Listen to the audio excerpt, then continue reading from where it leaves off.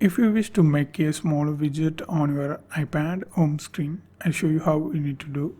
So the thing is very simple. Just long press on the empty space. Then you can see the adjustable option on the widget.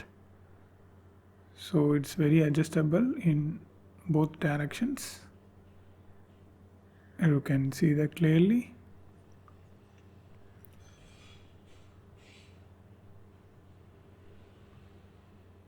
Done. That's it, it's done. So this is how you need to do. Just long press and you can directly adjust. So if you messed up with this thing, you can easily reset.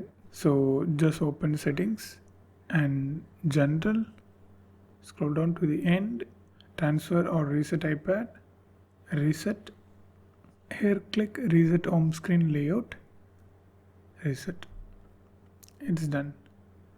That's it. This is how you need to do. And if you want to know more videos about iPad, you need to watch this playlist.